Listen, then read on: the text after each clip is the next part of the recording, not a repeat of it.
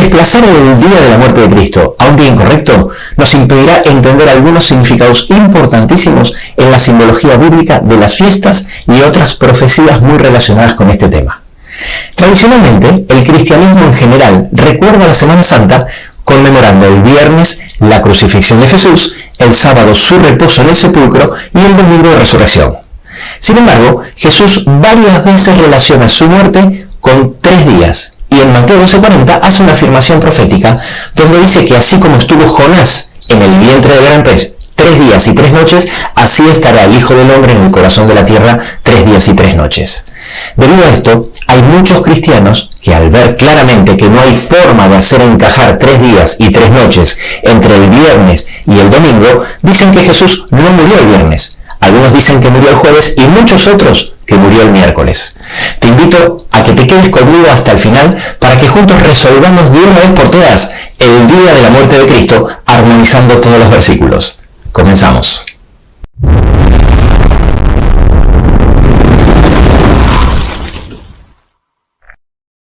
Si Jesús murió el viernes poco antes de la puesta del sol del sábado y resucitó el domingo por la mañana, tal como dice Marcos 16:9, es evidente que es imposible encajar los 3 días y las 3 noches entre esos dos acontecimientos. Muchos colocan su muerte el viernes, sin plantearse ninguna duda al respecto, ya que los 4 evangelios coinciden en explicar que la muerte de Cristo fue justo antes de la entrada del día de reposo o sábado, tal como lo dicen los versículos que aquí te dejo en pantalla. Sin embargo, el hecho de que la Biblia diga que al otro día de la muerte de Cristo era sábado no significa absolutamente nada por el siguiente motivo. Se sabe con seguridad que Cristo murió un día 14 del mes de Nisan, que coincidía con la Pascua y el sacrificio del Cordero Pascual. Justo inmediatamente después de la Pascua empezaba la fiesta de los panes sin levadura, que duraba 7 días, y el primero y el último era considerado un día de reposo ceremonial, llamado Shabbat. Y por otro lado estaba el Shabbat, cada 7 días, que era el día de reposo semanal. Ambos días de reposo se llamaban igual, Shabbat, es decir, sábado, y ambos se guardaban exactamente igual. Y en todos los versículos, haciendo referencia al día anterior, no dicen viernes, sino que dicen día de preparación. Así se le llama el día anterior del sábado semanal y del sábado ceremonial. De esta forma, el colocar la muerte de Cristo en miércoles no contradice en absolutamente nada con los versículos que afirman que Jesús murió poco antes del inicio del sábado, ya que se estaba refiriendo al sábado ceremonial y no al sábado semanal. Y por otro lado, se puede hacer encajar cómodamente los 3 días y las 3 noches entre su muerte y su resurrección. Sin embargo, esta interpretación tampoco está libre de incoherencias. Existen varios problemas si ubicamos la muerte de Cristo un día miércoles. El primero se encuentra en Lucas 24, donde se señala que Cristo murió 3 días antes del camino a Emaús.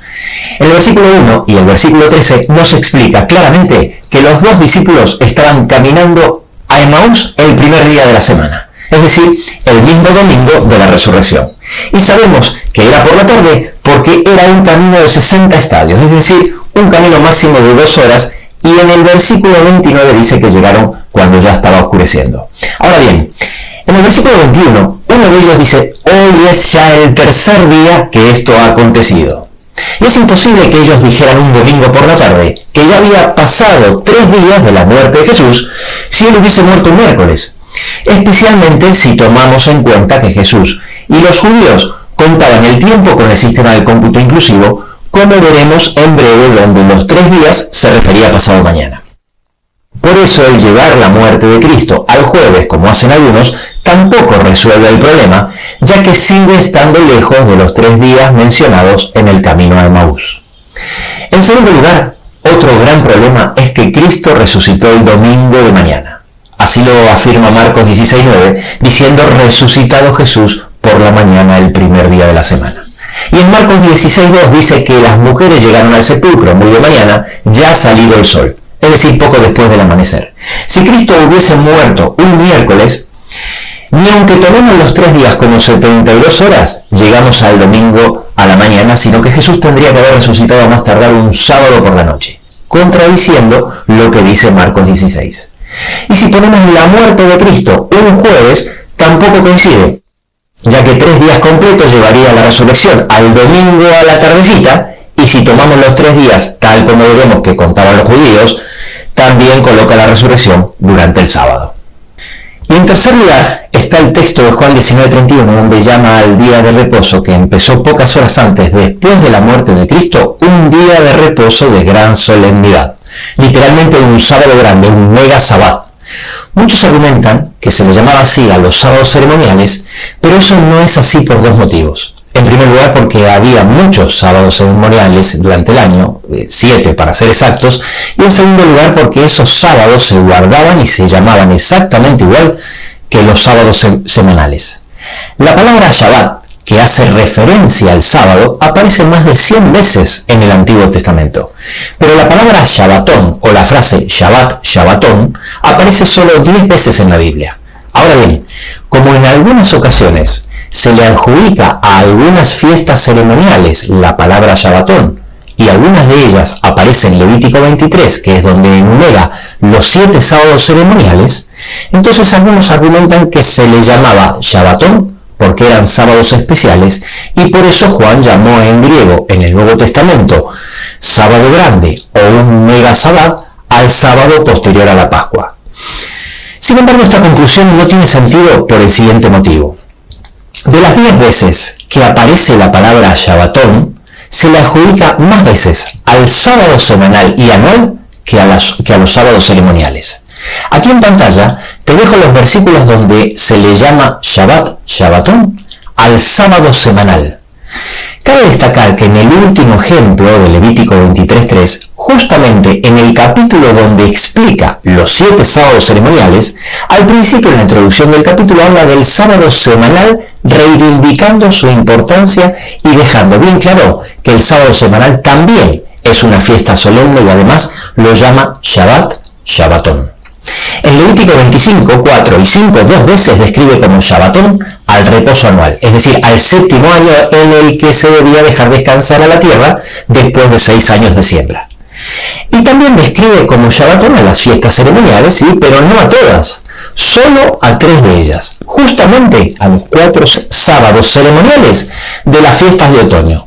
A la de las trompetas en Levítico 23:24, al día de expiación en Levítico 23:32 y en Levítico 17:31, que es donde el capítulo donde explica con detalle cómo se debía celebrar el día de la expiación, y finalmente también era Shabbatón, el primer y octavo día de la fiesta de los tabernáculos, tal como explica Levítico 23:39.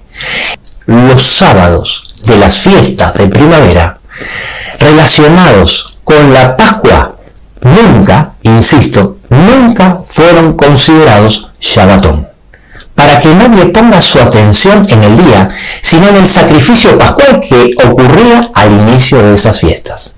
Por eso Juan en el capítulo 19, versículo 31, jamás le hubiese llamado sábado de gran solemnidad, es decir, mega sábado, al sábado 15 de Nisan, por el simple hecho de ser un sábado ceremonial, ya que en la Biblia jamás se le llamó a ese sábado Shabbatón, sino que le llama así porque ese sábado ceremonial coincidió con un sábado semanal, y eso sí que era una rareza que se daba muy de vez en cuando, y esto solo pudo haber pasado si Cristo hubiese muerto un viernes.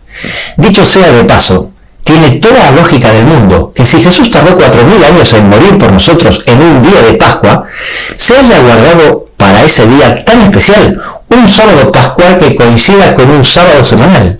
¿No te parece? Sin embargo, el problema de los 3 días permanece. Hay 11 versículos en la Biblia que registran dichos de Jesús donde relaciona su pasión, muerte y resurrección con 3 días. En 10 de ellos, que te muestro en pantalla y analizaremos más adelante, habla simplemente de 3 días. Pero en uno específicamente, en el que hemos mencionado, Mateo 12:40, habla de 3 días y 3 noches.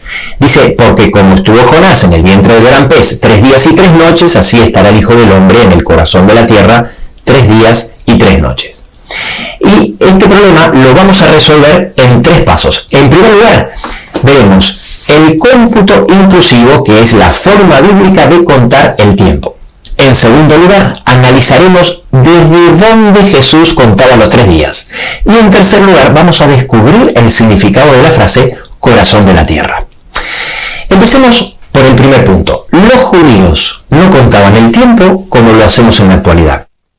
Cuando ellos contaban los días y los años, tomaban el primero o el último como si fuera completo, aunque fuera solo una fracción o porción de los mismos. Este sistema de cómputo se llama método de cómputo inclusivo y se daba en muchos pueblos de la antigüedad. Y lo podemos ver continuamente en la Biblia. Vamos a ver algunos ejemplos, como el caso del día que se debía realizar la circuncisión de un niño. Tal como lo ordenaba Levítico 12:3, se debía circuncidar a los niños al octavo día de su nacimiento, coincidiendo con lo que dice Lucas 1:59, donde también explica que al octavo día vinieron para circuncidar al niño cuando había nacido Juan el Bautista.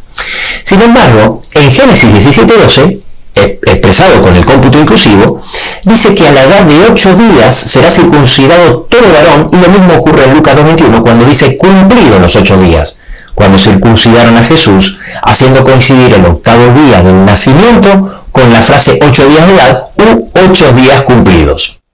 Nosotros, en Occidente del siglo XXI, jamás contaríamos de esta forma, porque nunca tomaríamos el primer día de edad o el primer día cumplido al día del nacimiento, sino que recién contaríamos el primer día 24 horas después del nacimiento, y por consiguiente, cuando hablamos de 8 días de edad o cumplidos 8 días, entendemos que debían pasar 8 días completos desde el nacimiento hasta que se circuncidase al niño, lo cual ocurriría en el 9º día, nunca el 8º.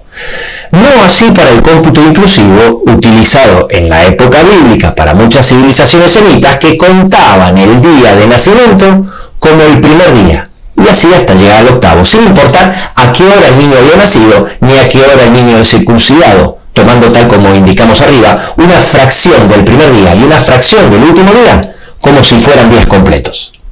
Exactamente lo mismo pasa cuando la Biblia hace referencia a 3 días. Vamos a notar que aunque usen frases como al tercer día, por 3 días, de aquí a 3 días, 3 días noche y día, 3 días después, nunca se refiere a 3 días completos, es decir, a 72 horas, sino que simplemente se refiere al pasado mañana, y donde se ve que contaban el primer y último día como completo, aunque fuera solo una porción de los mismos.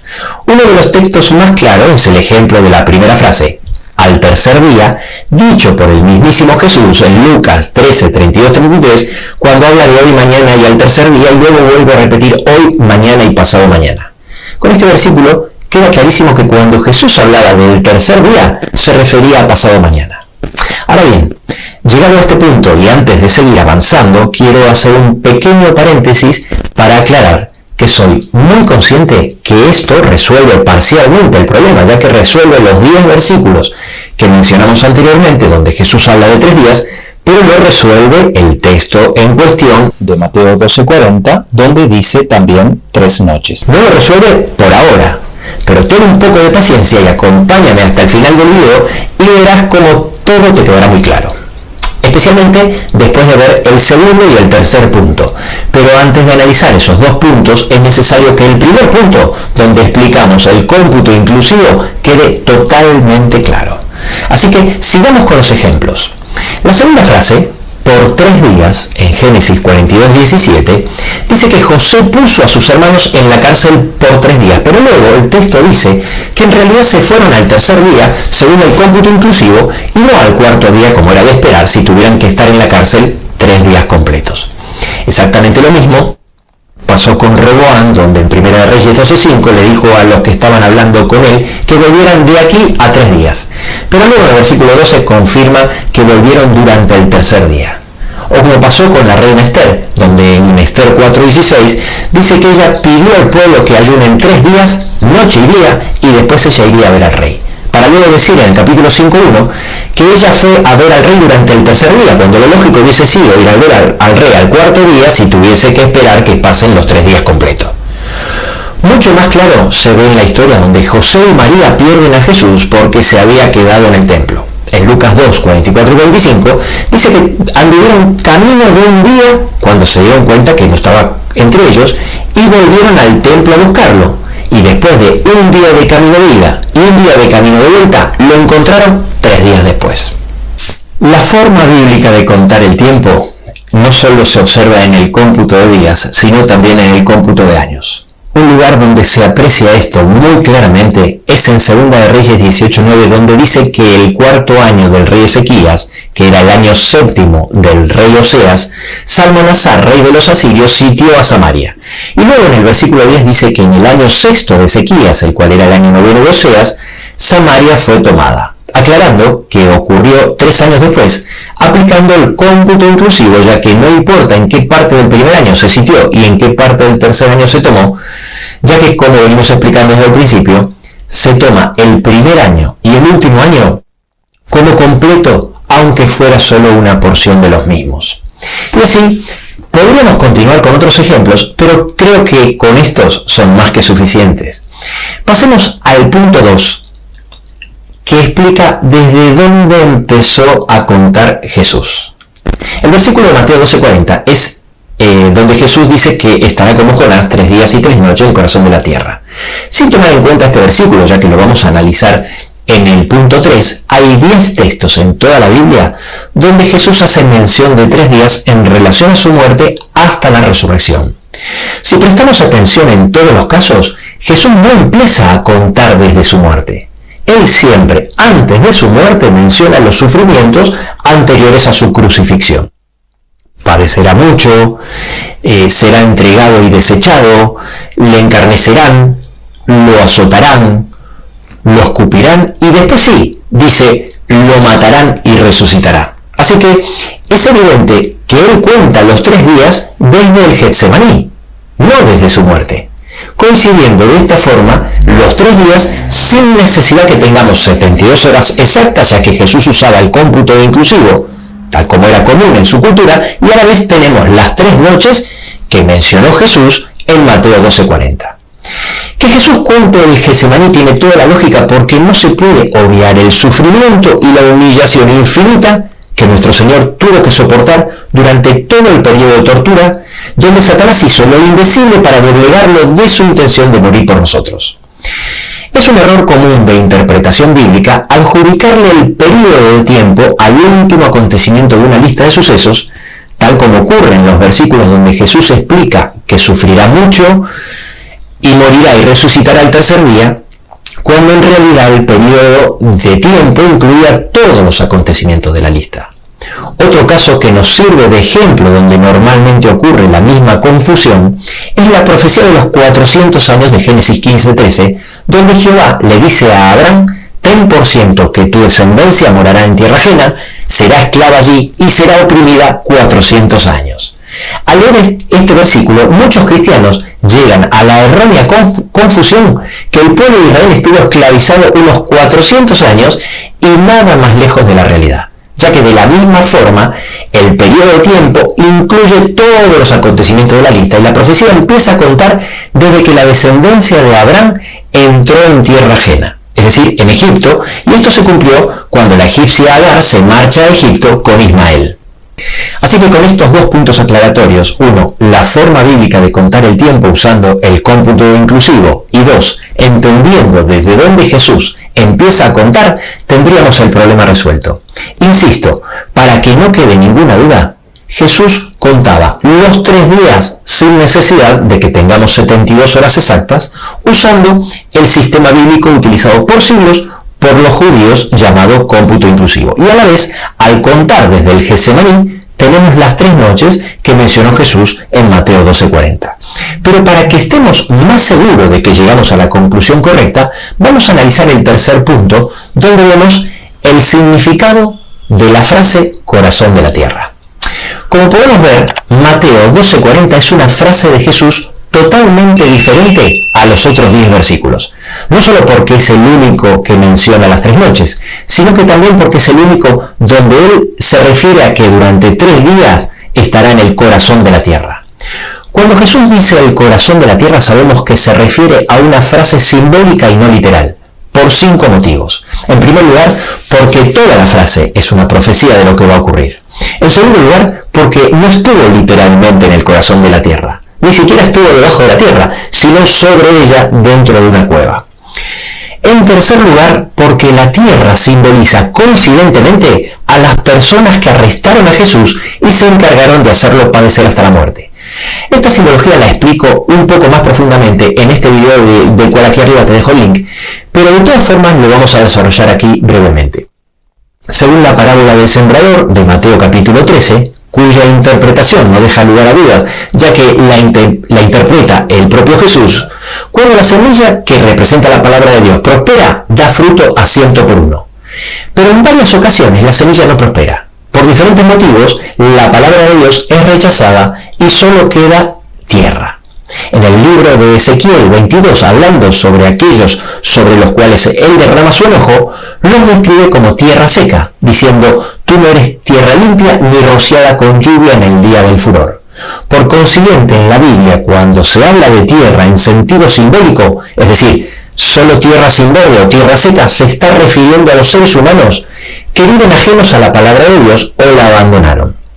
Es precisamente por eso que si leemos los 10 versículos donde Jesús dice que por 3 días padecerá sufrimientos hasta la muerte y luego resucitará, en la mayoría de estos versículos notaremos que Jesús describe a los que se encargaron de hacerlo padecer, representados de forma simbólica por la tierra: los ancianos, los principales sacerdotes, los escribas, además de simplemente hombres pecadores y gentiles.